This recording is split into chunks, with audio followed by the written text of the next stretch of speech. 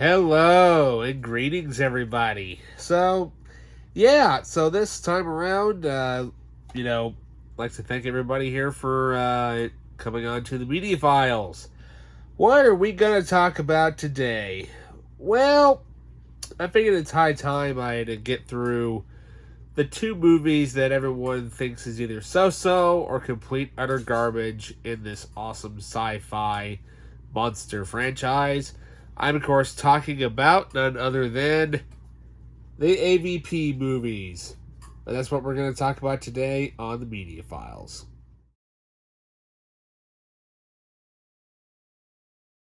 Welcome back. Let's get through these things. First of all, let's put this one down. This one here, AVP, Alien vs. Predator, this is the unrated edition. Now, this specific edition is from the 20th Century Fox Collector's Edition series, which you can tell by the number 23 there on the spine. I don't know how many there actually was in this series. I think there was a bunch, but I've got several of them. You had seen a video that I had posted about the entire collection that I had. Apparently I had this one and didn't know it because it was in a box. So, Alien vs. Predator. A lot of hype came out when this movie was released. Came out in 2004. The comic books were, selling pretty well. Obviously the video games were selling pretty well. And it took them almost 12 years to get an Alien vs. Predator movie ever since it was teased at the end of Predator 2 when Danny Glover sees the entire Skull trophy collection. And it just stays on that one little shot of the alien skull, and every nerd is freaking out like, oh my god, yes! And we waited, and we got a fairly decent story, not too shabby of a movie. It's, kind of interesting take on it. Movie directed by Paul Anderson, who... not that Paul Anderson. No, not the Boogie Nights Paul Anderson. I'm talking about Paul W.S. Anderson, who has directed some pretty cool movies, including the very first Mortal Kombat movie, everybody's favorite Resident Evil movie, who went on to do more of those movies, as well as the totally awesome film Event Horizon.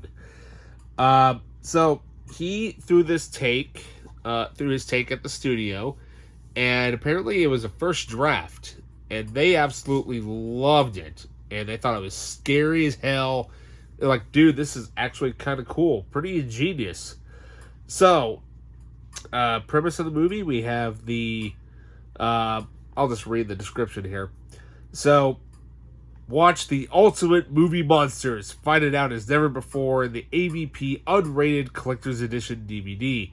With a recut extended version of the film not shown in theaters, packed with hours of in-depth, behind-the-scenes extras, so this all-new 2-disc set is out of this world. The deadliest creatures from the scariest sci-fi movies ever made face off in Alien vs. Predator. The incredible adventure begins with the discovery of an ancient pyramid buried in the Antarctica sends a team of scientists and adventurers to the frozen continent. There, they make an even more terrifying discovery. 2 alien races engaged in an all-out war. And whoever wins, we lose.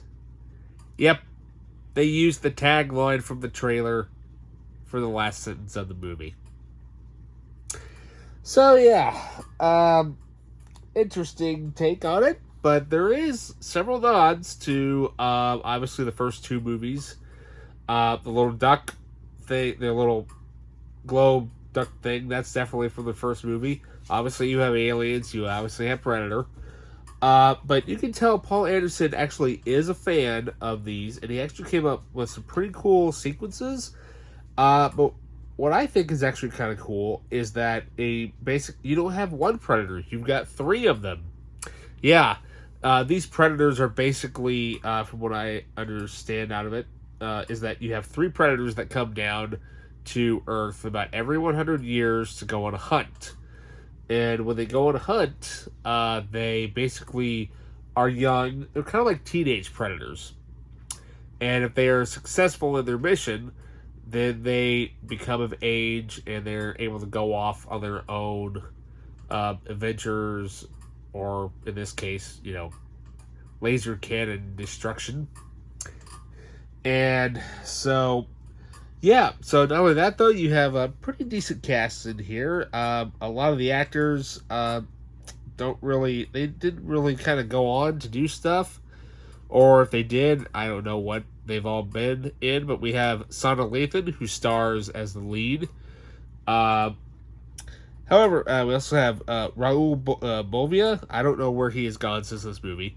But we do have none other than Lance Hendrickson. Yeah, Lance comes back as Bishop, but it's not the android. This is the multi-millionaire/billionaire, basically the owner of the Wayland Corporation. Basically, they just use his body as the device. Basically, it's the version of Wayland way before the original Aliens version of Wayland. And so that's basically how the androids basically, it's just carbon copies of, that particular version of them. Obviously younger.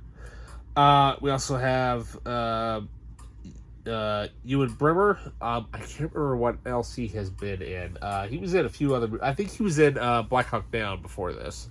There's a few other actors here and there, which I can't remember what they've been in, but they don't last very long. However, though, we do have an actor by the name of Ian White, who portrays the lead Predator in this film, credited as Scar, because in the film, he gets a little scar, like, on his, on the Predator helmet. He gets a little scar there, and a little one there, as killing off an alien. Basically so you can identify which hero is the hero alien and which was the villain.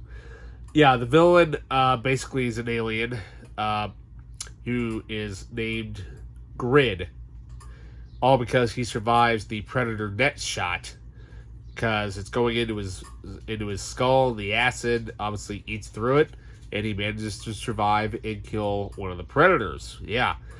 But it's actually kind of cool that they actually that the lead actress and the Predator team up to take on the aliens. But one thing that's actually so cool about this is that they brought back a character that we haven't seen, really since Alien Resurrection. Yeah, they brought back the Queen.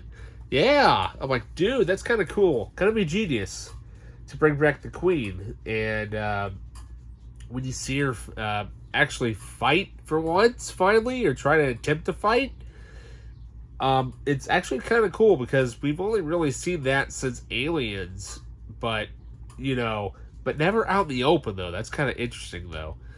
But overall, this movie is it's not that bad. If you like a good cheesy sci-fi movie that's going to kill a little bit of time of your day, this is actually quite a bit of fun. There's let's see here. I mean, it's 108 minutes.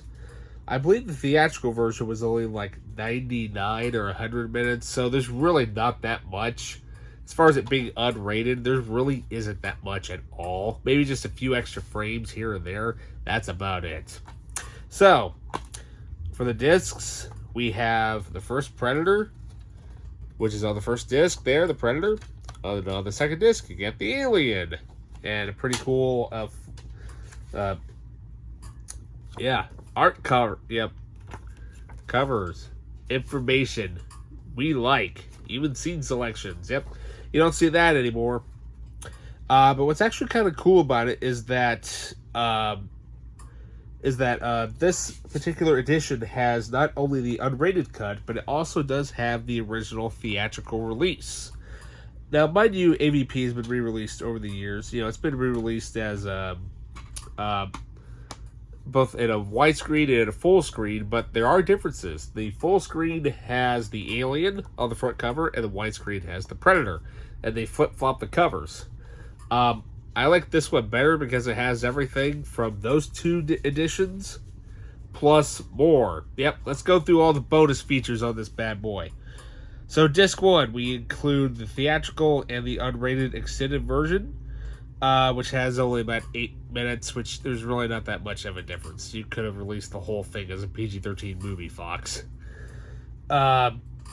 So also we have full-length audio commentary by Paul Anderson and Lance Hendrickson and Simon Lathan, which is on the theatrical cut, and also full audio commentary by visual effects supervisor John Bruno and creature effects designers Alec Guinness and Tom Woodruff Jr., which is also in the theatrical cut. Yeah, as well as an optional added footage marker. So basically, you just get this little icon that shows, hey, this is actually the extra footage that was in the movie.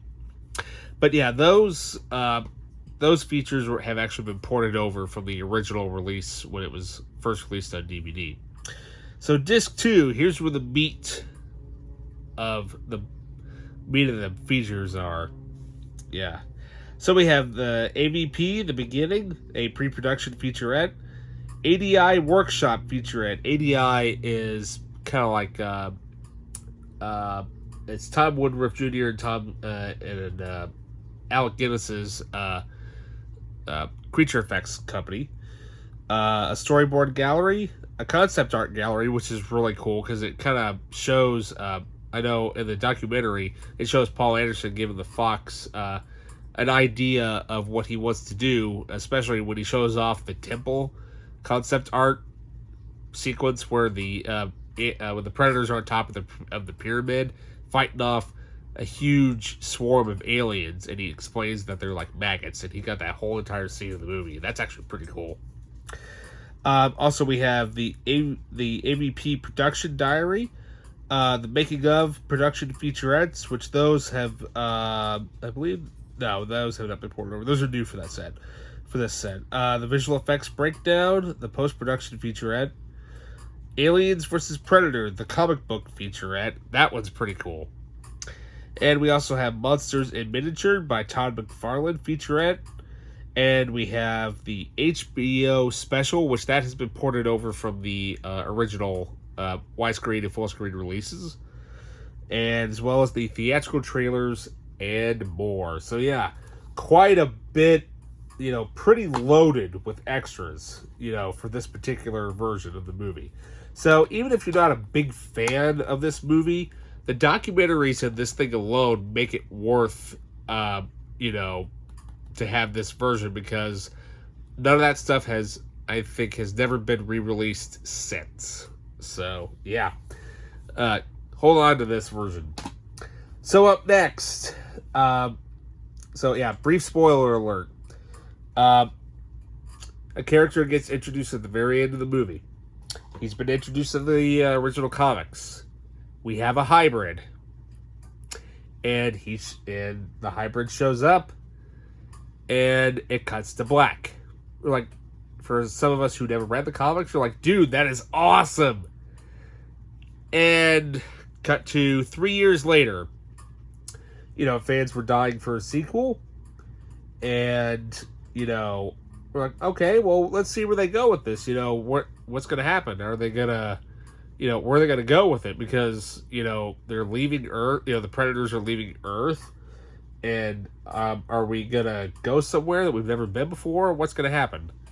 So, 3 years later, Aliens vs. Predator Requiem comes out around Christmas time.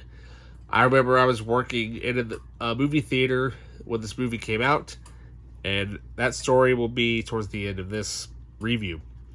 So, AVP, R, as it gets shortened for. Fox decided, hey, you know what? We need more blood, we need more guts, and we need more gore. So they decided to go full out R on the sequel. First one was rated PG-13. Pretty much your average PG-13 movie nowadays. They decided, hey, let's pump up. We need fans were asking for a little more gore for the sequel. I'm like, okay. So according to Daily Variety, and I quote, "Slam bang horror action." Whoops. So let's just read the synopsis of this movie. packed with adrenaline-pumping action, heart-stopping suspense, plus 7 additional minutes of unrated, blood-soaked footage too shocking for theaters. And this unrated version of AVP Requiem escalates the war between sci-fi's scariest movie icons.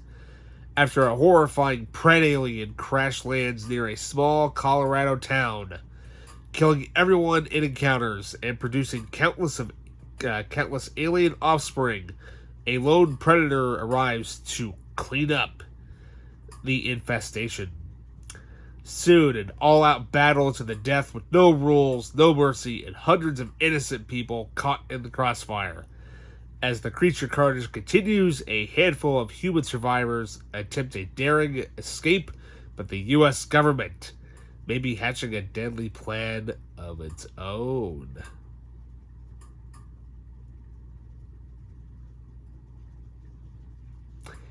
Yeah.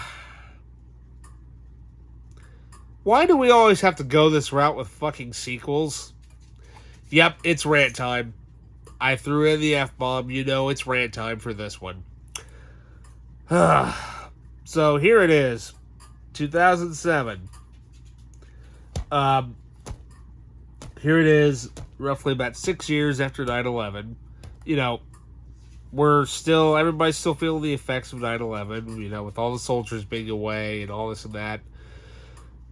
So we have to have the soldier storyline come into gear for this movie.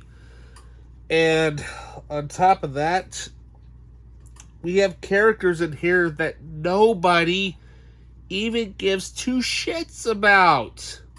Seriously. It's like, for the sequel, you have to go to the town in the middle of nowhere, town with like a few hundred people. Hey, look, I'm a predator. I'm an alien. We don't know you, but we're going to fight anyways.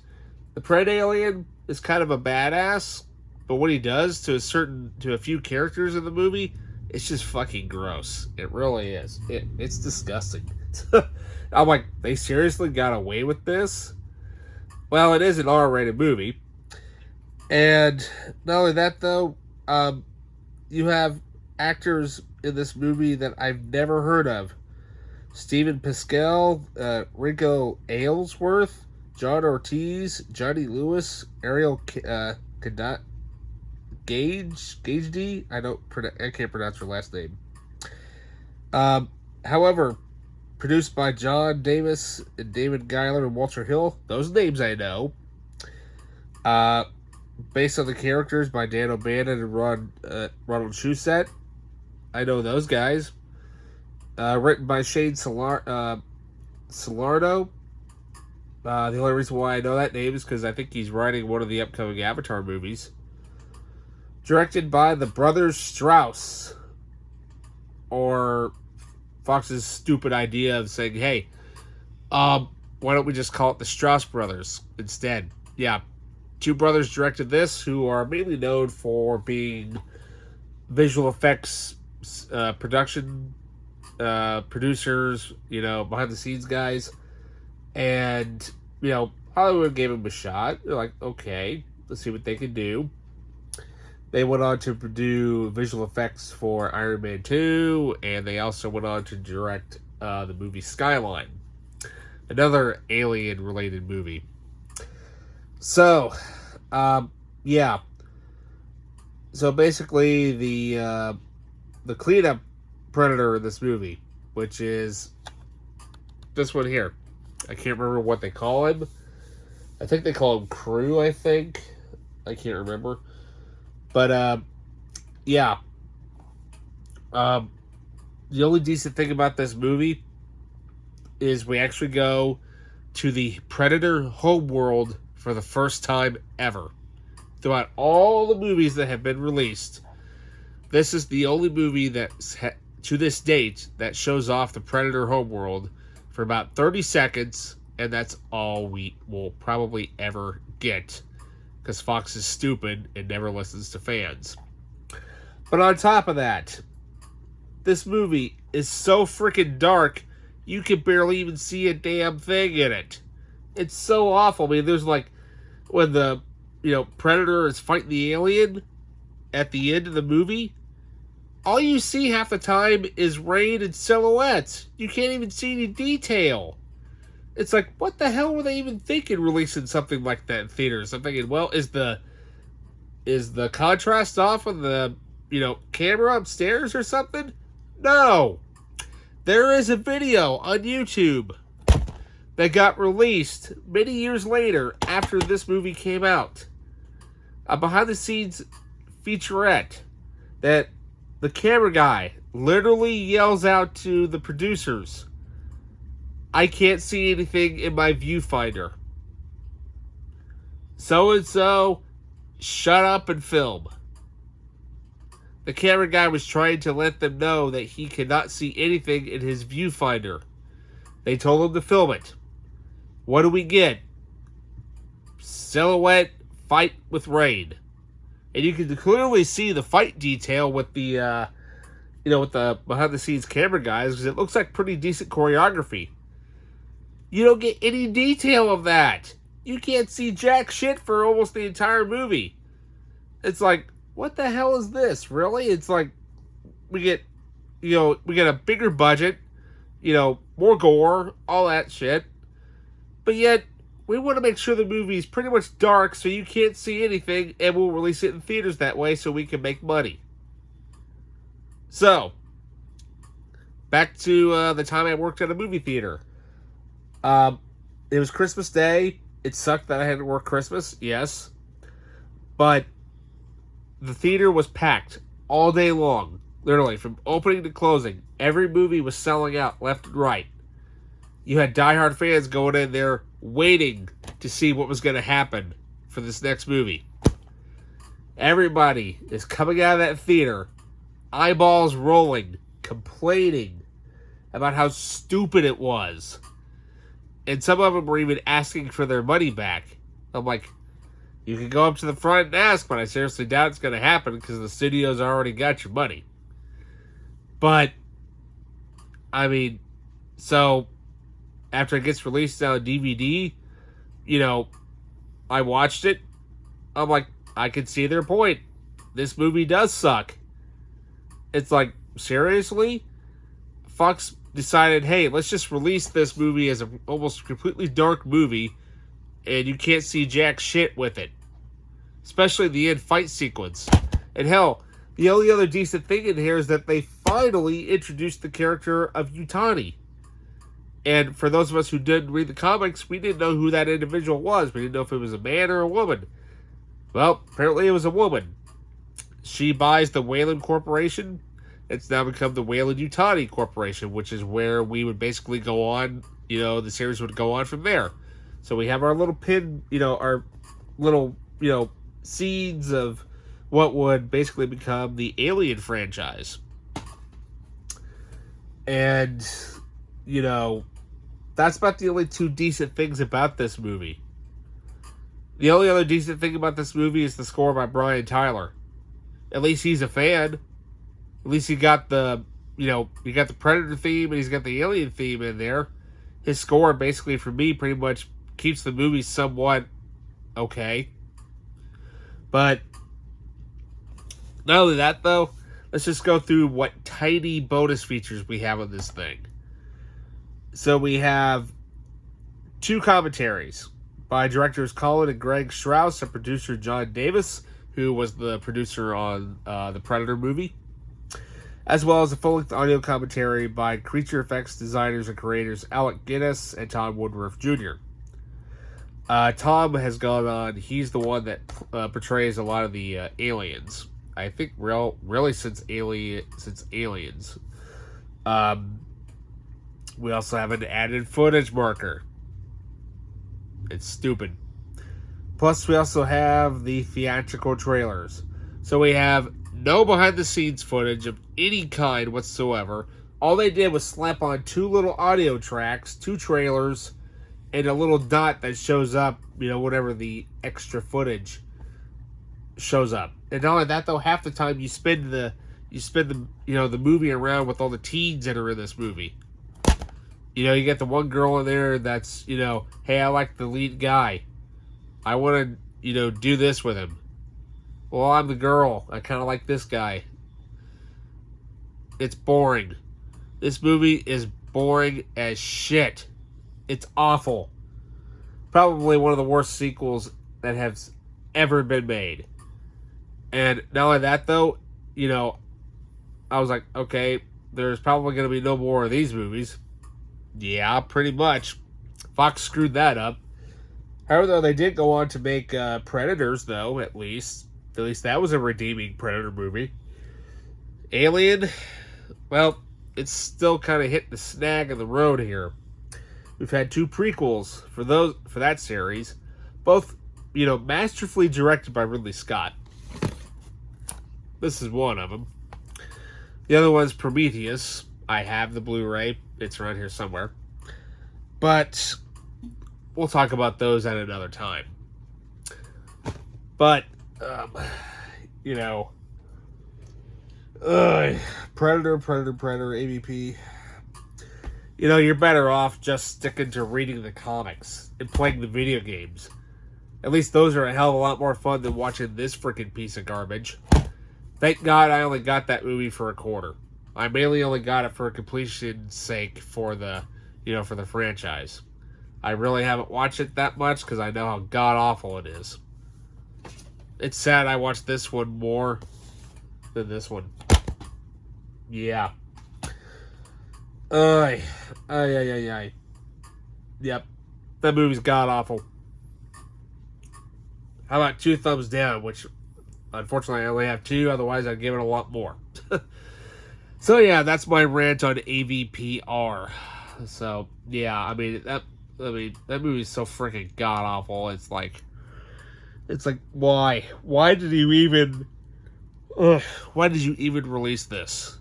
Why is this movie even out? Well, Fox likes to make money, regardless of how little it makes. They still make something. So yeah, but not only that though, you know, I was kind of hoping that, you know, we were going to get like an AVP trilogy.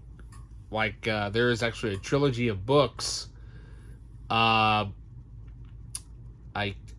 believe it's called the Hunter's Planet trilogy. That would have been cool to see. You know, even if it was animated, that would be awesome to see. Even as like a Netflix or a Hulu series. You know, that would have been better than this. At least you have 3 stories to deal with that trilogy versus this crap. So yeah, that's basically my rant on that stupid movie.